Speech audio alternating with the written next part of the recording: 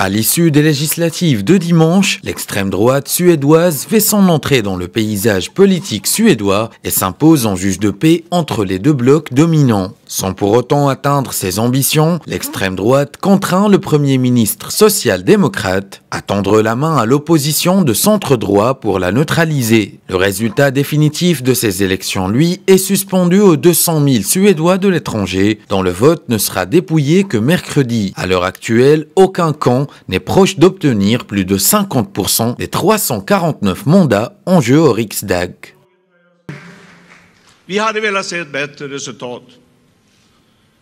Nous avons espéré voir un meilleur résultat, sans aucun doute.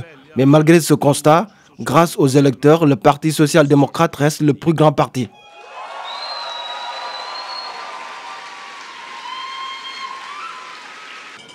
Alors qu'elle espérait renverser la table, l'extrême droite de son côté est loin de réaliser la percée annoncée par son président, Jimmie Åkesson, qui misait sur entre 20 et 30% des voix. Pour leur part, les démocrates de Suède, formation anti-immigration, nationaliste et europhobe, obtiendraient 17,6% des votes après 12,9% en 2014.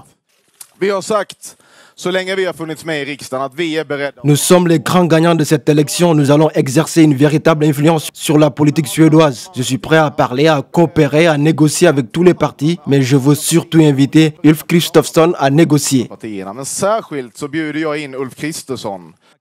Par ailleurs, l'opposition, elle, est déterminée à déloger les sociodémocrates. Pour construire une majorité, il lui faudrait toutefois dynamiter le cordon sanitaire qui tenait les démocrates de Suède à distance d'une influence politique directe. Alors que le Premier ministre social-démocrate Stefan Löfven présentait ces législatives comme un référendum pour l'État-providence, l'extrême droite en avait fait un plébiscite contre sa politique migratoire. Le Premier ministre sortant pourrait parvenir à former un nouveau gouvernement de gauche, mais son camp reste affaibli par le recul des écologistes, arrivés juste au-dessus du seuil des 4% requis pour envoyer des députés au Riksdag.